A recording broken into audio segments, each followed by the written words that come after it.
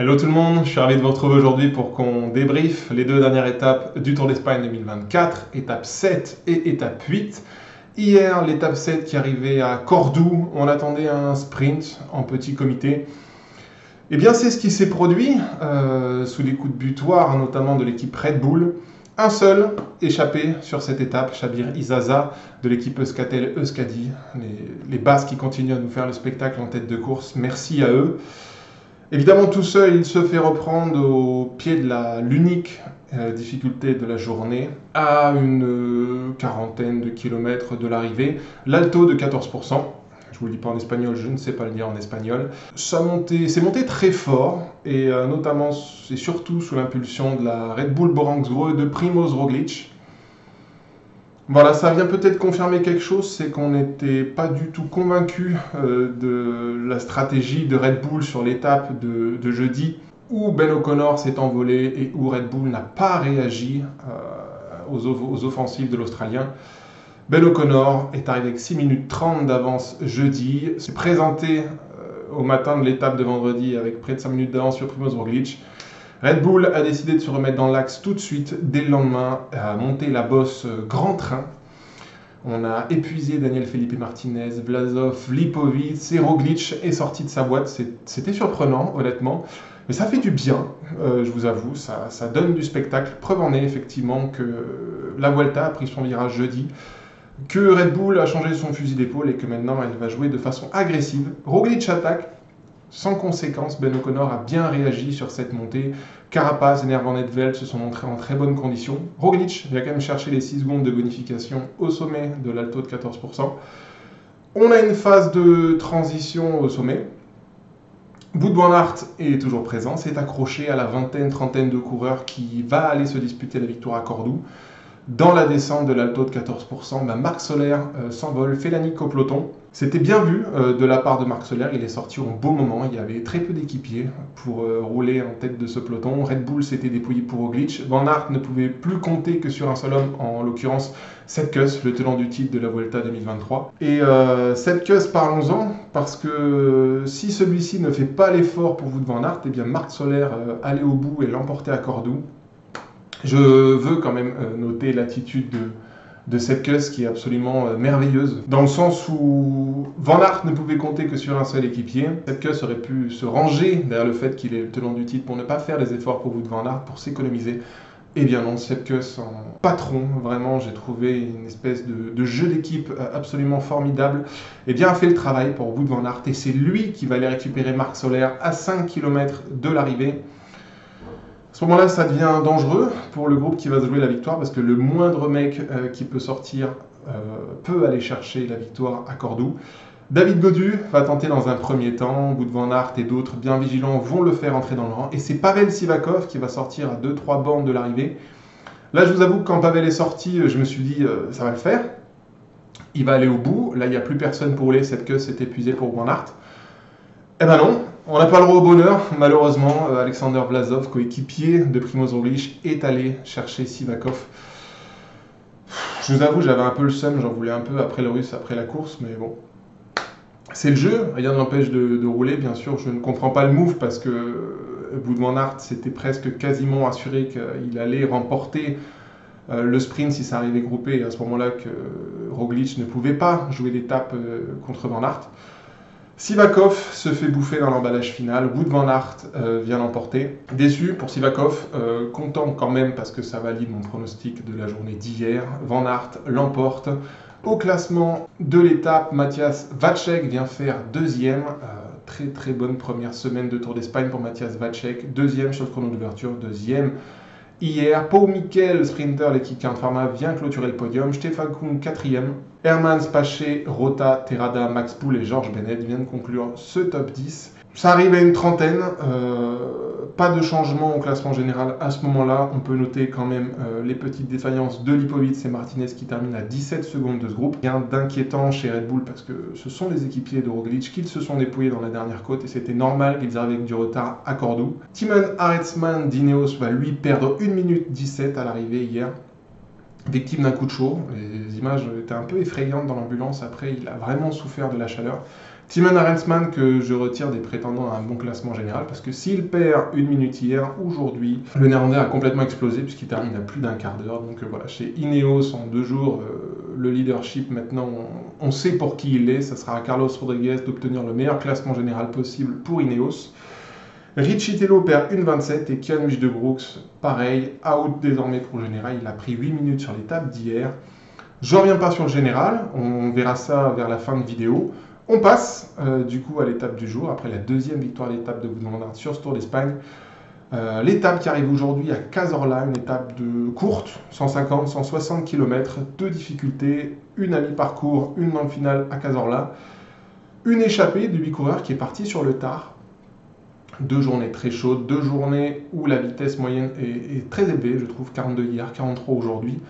Les 8 échappés qui se font la malle, qui passent la première difficulté à 7. Les échappés qui vont se faire une bataille très rude une fois passé le premier sommet, dans la partie descendante, et puis dans le faux plat avant d'entamer la dernière ascension de Cazorla.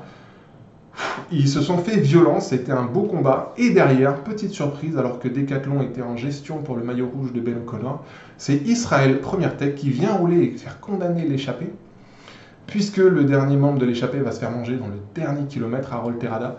Je n'ai pas compris le move d'Israël au moment où cela se met en route.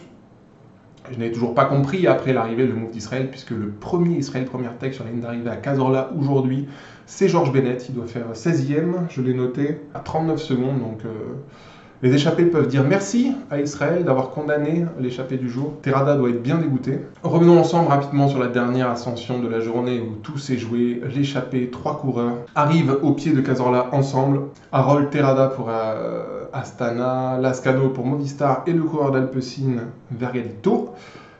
Pointe avec 1 minute d'avance du coup à 5 km de l'arrivée au pied de la dernière ascension.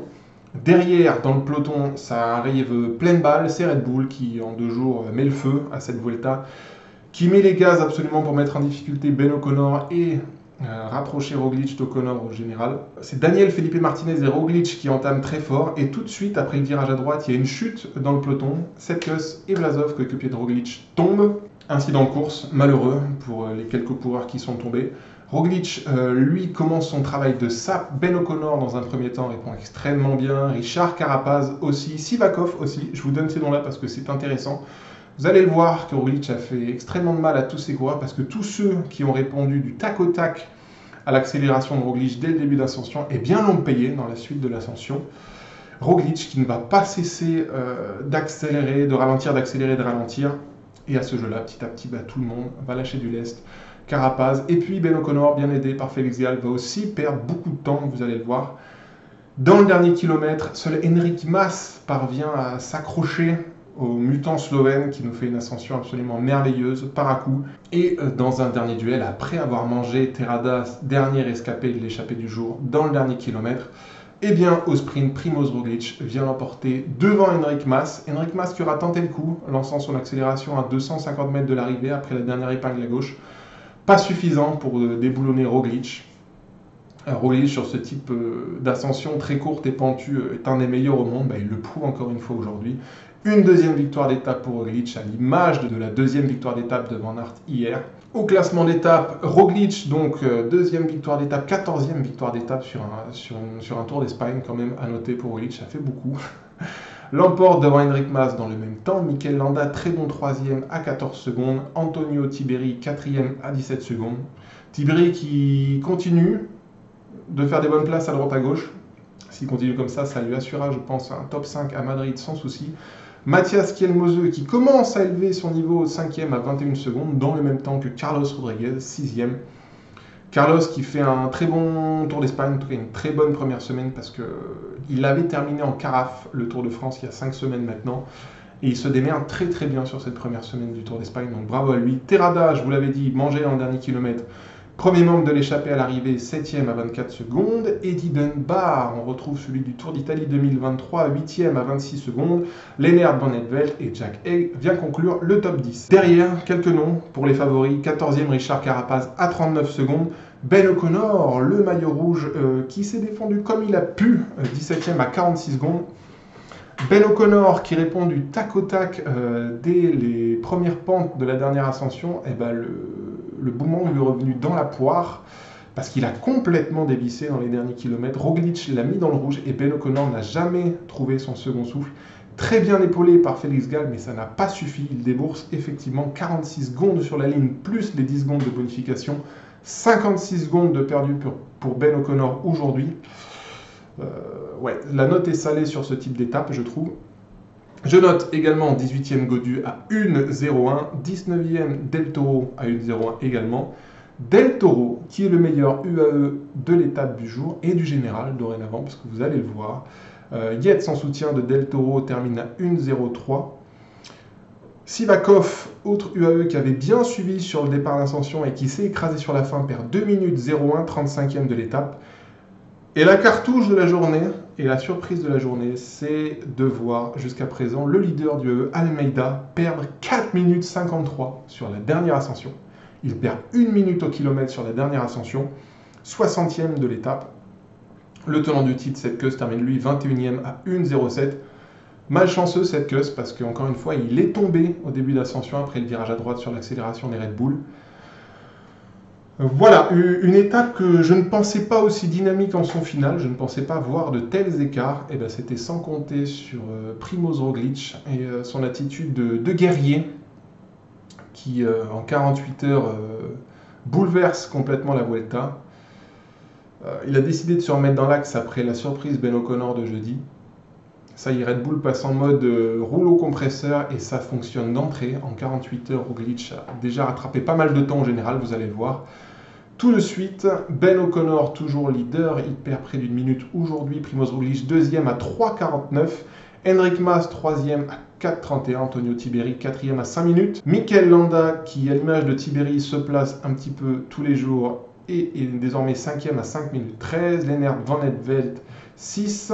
Rodriguez, alors Christian Rodriguez, pas Carlos, Christian Rodriguez, qui avait profité d'une belle échappée, celle d'O'Connor, jeudi pour se rapprocher, désormais 7e à 5,19. Mathias Kielmose, bon aujourd'hui, 8e à 5 minutes 24. Slipovic et Félix Gall viennent conclure ce top 10. Si je vais un peu plus loin sur le classement général, Carlos Rodriguez, 12e à 5 minutes 56.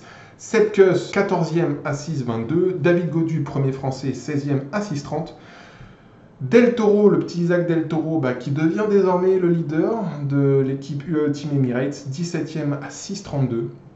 Presque 3 minutes de retard quand même pour Del Toro sur Primoz Roglic. Et Richard Carapaz, 18e à 6,44. Voilà les petits noms que je voulais vous sortir pour le classement général. Effectivement, deux informations à retenir de la journée. C'est que Red Bull est dans une agressivité folle ces dernières 48 heures pour rattraper le retard de Roglic sur Ben O'Connor. Donc c'est très intéressant parce que ça nous donne beaucoup de mouvements de course dans les finales de course. Et la deuxième chose, c'est qu'aujourd'hui, UAE s'est fait pulvériser. Yates avait perdu beaucoup de temps sur les premières étapes du Tour d'Espagne. Almeida a tout perdu en une seule journée. Aujourd'hui, 5 minutes de débours sur la dernière ascension. C'est énorme.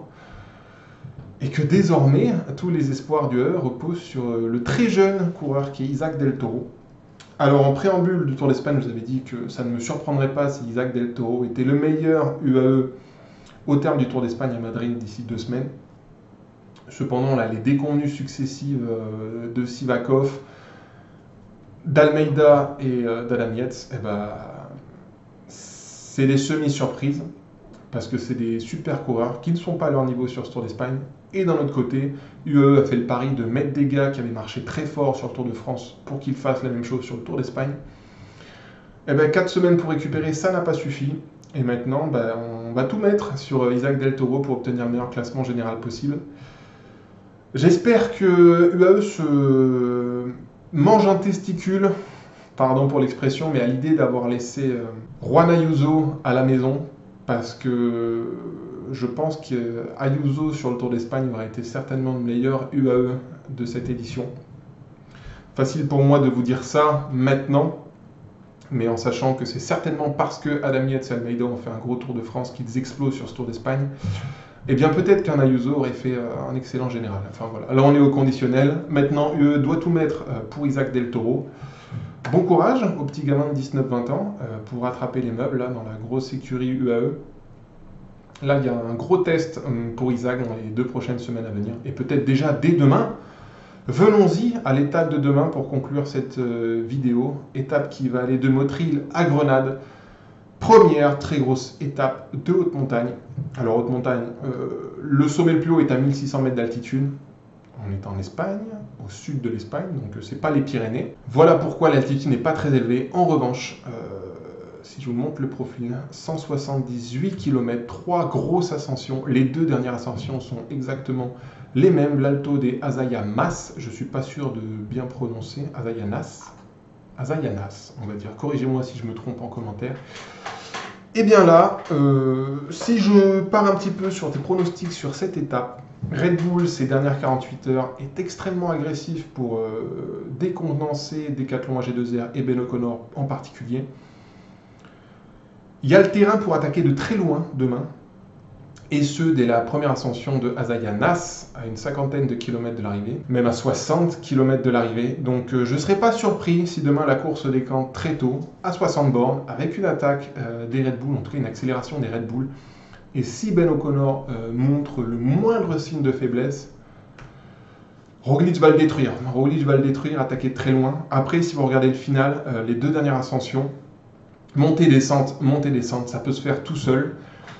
Si Roglic attaque, il ne partira pas tout seul. J'ai trouvé qu'Henrik Mas résistait très bien aux à-coups de Roglic. Donc pourquoi pas voir les deux meilleurs grimpeurs de ce début de Tour d'Espagne, à savoir Henrik Mas et Roglic, s'envoler demain assez tôt dans l'étape pour finir à 2. Ça peut être un solo. Les échappées, j'y crois pas. Encore une fois, on est la veille d'une étape de repos. Alors les favoris vont certainement se disputer la victoire d'étape. Et en tant que favori, j'appelle surtout Red Bull et Roglic, qui, je pense, ont vu que Ben O'Connor était tout à fait prenable aujourd'hui. Et demain, sur des ascensions plus longues et plus difficiles, Roglic va mettre un coup de massue phénoménal, je pense.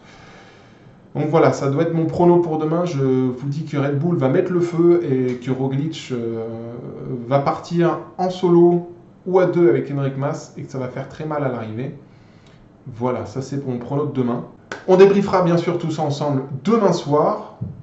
J'ai eu 100% prono ces dernières 48 heures avec Van Aert et Roglic. Demain, je vous dis Roglic et je vais même un peu plus loin. Je pense qu'ils vont attaquer dès la première ascension d'Azayanas à 60 km de l'arrivée avec Martinez, Lipovic, Vlasov. Il y a de la main-d'œuvre pour attaquer de loin. Donc ça va être spectaculaire. Ne loupez pas l'étape de demain, ça va être quelque chose. Voilà, je vous laisse ici. Bonne soirée à vous. On débriefe l'étape de Grenade demain ensemble. D'ici là, portez-vous bien et à demain. Salut, ciao.